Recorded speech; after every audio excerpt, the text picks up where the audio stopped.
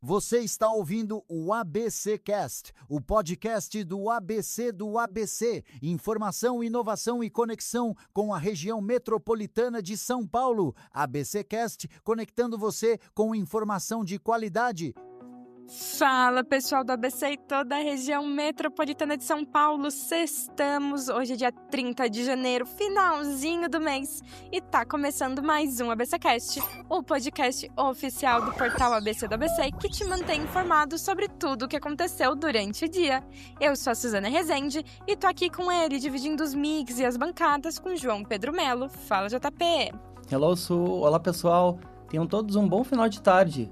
E como sempre, o nosso programa está recheado. Hoje a gente fala de anúncio do Ministério da Saúde, do direito das pessoas trans votarem com o nome que as representa, além dos impactos ambientais que acendem o alerta. Então o assunto é o que não falta. Tem saúde, dicas de cultura e até mesmo questões de cidadania. Então, aonde tu estiver, fica com a gente para entender essas histórias com o teu café na mão e o fone na outra, porque o ABCcast já está começando. E a gente abre o programa de hoje falando sobre o investimento do Ministério da Saúde no ABC. JP, olha só, o Ministério da Saúde anunciou um pacote de investimentos de 13 milhões de reais para o município de Mauá.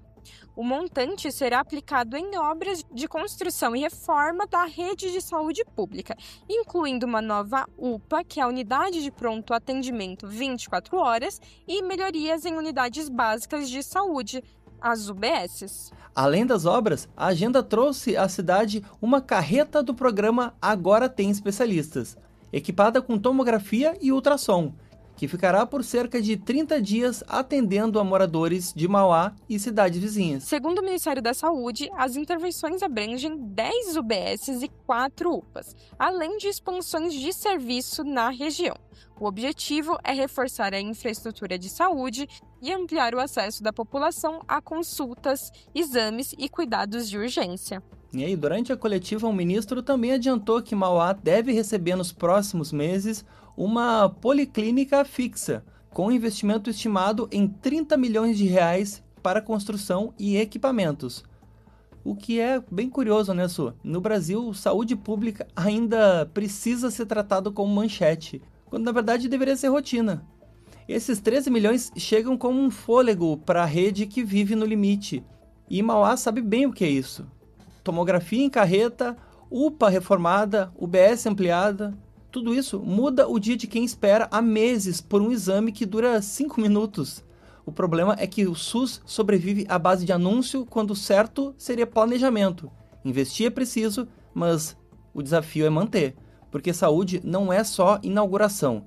É gente sendo cuidada todo dia e não só quando tem microfone por perto. Pois é, JP. Inclusive, uma das pessoas que estavam lá na inauguração, nós estávamos presentes junto ao ministro Alexandre Padilha. Uma das pessoas que estavam lá estava 3 meses esperando uma tomografia e dentro de literais 5 minutos ela conseguiu realizar o exame e vai ter o resultado disponível dentro de 24 horas. Mas, mesmo com toda essa demora, pelo menos houve algo para melhorar isso, está agindo, e a gente não pode deixar de dizer: viva o SUS! Ainda tem muito que melhorar, mas é um sistema que funciona e que salva vidas. E agora vamos para o nosso giro de notícias, iniciando por uma novidade que agora dá para denunciar de forma online os maus tratos. Então, olha só, ouvinte, São Paulo tem um canal online para denunciar maus tratos contra animais de forma anônima. E ele já recebeu quase 50 mil queixas desde 2023. Dá para registrar tudo pela Delegacia Eletrônica de Proteção Animal. E as denúncias viram investigação de verdade. Ah, e o Estado também apertou o cerco, viu? Corrente em pet agora é vista como restrição de liberdade e pode dar punição. Santos Guarujá. A obra da travessia subaquática entre Santos e Guarujá entrou na reta final e promete resolver um problema antigo de falta de água na região. Estão sendo instalados os tubos de uma nova adutora que vai levar mais água tratada para mais de 450 mil pessoas passando por baixo do Canal do Porto. É uma obra grande e estratégica e deve ficar pronta até julho de 2026. E para fechar o nosso giro, vamos falar sobre os medicamentos imunobiológicos. Santo André passou a ter um centro próprio para aplicação de medicamentos imunobiológicos montado no ambulatório da FMABC, a Faculdade de Medicina do ABC, garantindo que ninguém fique sem tratamento. A estrutura absorveu pacientes que antes dependiam de convênios externos e hoje faz cerca de 200 infusões por mês, com equipe especializada e protocolo de segurança. Na prática, é mais autonomia e menos risco e continuidade com o cuidado de quem mais precisa desse tipo de medicação. E assim a gente encerra o nosso giro de notícias de hoje com política pública, saúde e infraestrutura em pauta. Se você quiser se manter atualizado e saber mais detalhes de uma dessas histórias que a gente contou, acesse o nosso site oficial, que é o abcdoabc.com.br. E é claro, já que a gente sextou, chegou a sexta-feira, tá na hora de planejar os rolês do final de semana. E eu tô sabendo que já tem gente querendo pular carnaval, hein? Então a nossa repórter Larissa Rodrigues vai trazer um pouquinho de toda a agenda para você se programar. É com você, Lari. Oi, pessoal. As férias estão se despedindo, mas o clima de lazer continua firme por aqui. Eu separei 3 passeios que são nota 10 para você aproveitar este fim de semana. Quem já está ansioso pelo carnaval tem destino certo, São Bernardo. O projeto Meu Carnaval Tá na Rua começa neste sábado, dia 31, e promete agitar a cidade. Já a segunda dica é pura nostalgia. No sábado à noite, o Atron Festival, lá em Santo André, vai trazer um show cover de Sandy Júnior. Gente, quem cresceu ouvindo Vamos Pular ou A Lenda não pode ficar de fora dessa. E para fechar com chave de ouro, a famosa Festa da Uva de Jundiaí está na reta final. Se você ainda não foi, corre que dá tempo de aproveitar a comida de lá, que é uma loucura de criativa. Já pensou em comer uma coxinha de uva? É um passeio que com certeza vale a viagem. E é isso, JP. Já sabem qual desses eventos vocês vão encarar primeiro? Eita, Larissa. Com essa coxinha de uva aí tu me pegou, viu? Poxa vida, cultura é muito isso, né? É mistura, invenção, memória e lazer. E o Brasil é o único lugar onde o improviso vira arte popular. E se o carnaval é o nosso maior ensaio de liberdade, então que ele comece cedo e dure o quanto a gente aguentar dançar, né, Su? Então, valeu, Lari, e bom final de semana.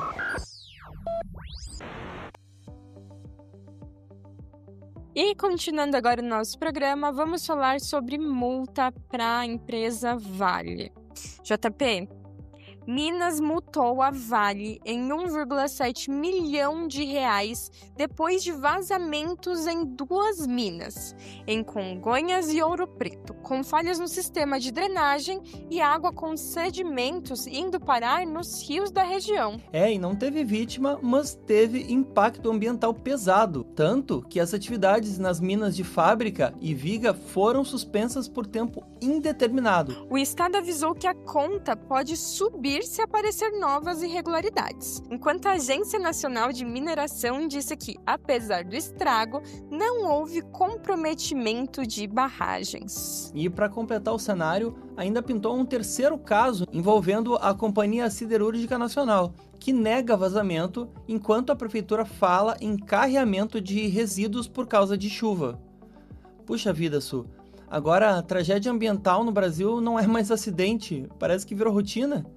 E quando uma rotina acaba virando hábito, o problema deixa de ser técnico e passa a ser moral. Multa é importante, mas ela não devolve rio, peixe ou mesmo a confiança de que nada vai se repetir. O meio ambiente ainda é tratado como um custo e não como uma casa. E é por isso que a gente segue morando num país que vive tentando reparar aquilo que, na verdade, ele deveria prevenir. Sim, a multa não vai fazer com que os reparos, não vai fazer com que os estragos ambientais sejam reparados, e eles precisam ser reparados, mas acho que o que mais me chamou a atenção foi que a Agência Nacional de Mineração falou que, apesar do estrago, não houve comprometimento de barragens, e que bom, né? Ou eles estão esperando que ocorra outra tragédia. Bom, a gente precisa ficar de olho, é preciso ter manutenção e é preciso ter mais responsabilidade com o meio ambiente e com a vida das pessoas da região. Vale, abra o olho e que essa multa, pelo menos, tente mexer não só no bolso, mas na consciência. Agora vamos falar sobre o nome social em título de eleitor. Ouvinte, olha só, quem usa nome social pode garantir isso também no título de eleitor e o prazo vai até dia 6 de maio, junto com o fechamento do cadastro eleitoral. E o processo é bem simples, é tudo online pelo autoatendimento eleitoral, sem burocracia e sem precisar mudar o nome no cartório antes. Em São Paulo, esse direito cresceu muito. O uso do nome social no título aumentou mais de 400% nos últimos anos, inclusive entre os mesários. Então, olha, fica o recado, é gratuito e é direito. Então faz toda a diferença para votar assim, com respeito e dignidade. E caramba, né, gente? Que notícia boa, Su. O nome é uma das primeiras formas da gente existir no mundo. E quando o Estado diz finalmente que reconhece esse direito, ele não está criando o que alguns por aí chamam de privilégio. Na verdade, ele apenas está permitindo que as pessoas sejam chamadas pelo que são. Então, esse papo é sobre dignidade. E dignidade não deveria depender de sentença judicial. É ou não é, Su? Com certeza, JP. Esse é o direito mais básico que tem e a política, querendo ou não, é para o povo, ou deveria ser para o povo, e ela começa na eleição. Então, essa notícia é muito boa, sim, e que as pessoas tenham direito de ser chamadas como elas bem quiserem, como elas se identificam. Então, palminhas aí protocolares para o governo de São Paulo. E agora vamos pro nosso quadro queridinho, o Quem Disse Isso? Aquele momento que a gente traz uma frase para você refletir, anotar ou de repente mandar para aquele amigo que tá precisando de um conselho. Então, JP, conta pra gente qual é a frase de hoje. E olha, a frase de hoje é de dar um nó por dentro da gente, hein? Então vamos lá. Um livro deve ser o machado que quebra o mar gelado dentro de nós. Eu vou repetir. Um livro deve ser o machado que quebra o mar gelado dentro de nós. E é isso. Será que dá pra adivinhar quem é o dono ou a dona da frase de hoje? Sei não, hein, JP? Como sempre, vou dar meu spoiler e você, ouvinte, vai tentando adivinhar quem disse isso. Então, o autor dessa frase é um dos gigantes da literatura do século XX. O autor de A Metamorfose e O Processo. O mestre do estranhamento. E aí, agora ficou fácil, né? Quem disse isso foi Franz Kafka. E o Kafka nunca escreveu para agradar. Ele queria atravessar. Ele não dava consolo, ele oferecia espelho. E daqueles que não mentem. Eu diria que ter a oportunidade de ler os trabalhos como os do Kafka é um exercício cru de se ver sem disfarce algum, sem verniz, diante do próprio labirinto. Então, é perceber que os dias de angústia também são matéria-prima da lucidez. A literatura, para ele, não era abrigo, era um desmonte. Porque o tal despertar dói. E como dói, né, Su? Mas esse é o preço de continuar humano num mundo que insiste em nos transformar numa mera engrenagem. E, finalmente, o Kafka lembrava a gente que até o pesadelo não é um sonho, mas pode ser uma rotina. E se você não estranha o absurdo, tenha certeza, invariavelmente você pode já ter virado parte dele também. E é com essa reflexão sobre a estranheza fazer parte do nosso dia a dia que nós terminamos mais um ABCcast. Lembrando que se você quiser nos acompanhar, os episódios saem de segunda a sexta. E se você quiser também ouvir episódios anteriores ou até mesmo episódios especiais, nós estamos em todas as plataformas. É YouTube, Deezer, Spotify, Amazon Music, Apple Podcast. Aonde você quiser, basta buscar pelo ABCcast, nos seguir e dar o play. E se tu curtiu o episódio, conta pra gente o que achou. Vale crítica, sugestão, elogio ou até aquela palminha marota. E vale também aquela pauta curiosa que só você viu pela rua. A gente tá sempre escutando vocês. Então já aproveita e passa lá no nosso Instagram, que é o ABC do ABC _oficial. Porque como sempre, a conversa não termina aqui. Ela continua por lá. tá certo? É isso aí. E lembrando que se você quiser continuar se mantendo informado durante todo o dia, seja do esporte à política, o nosso site ele não para. Acesse abcdoabc.com.br, que lá sempre tem notícias fresquinhas só para você. E antes de encerrar, fica aqui o nosso abraço para você que está enfrentando o trânsito, voltando do trabalho ou só tentando desacelerar um pouco o dia. Que bom ter a tua companhia desse lado. Segunda-feira a gente se encontra de novo com café, conversa boa e o mesmo compromisso de sempre, seguindo juntos com firmeza e leveza do jeito que tem que ser. Então tchau, tchau e até a próxima. Tchau, tchau! Esse podcast é uma produção do portal ABC do ABC.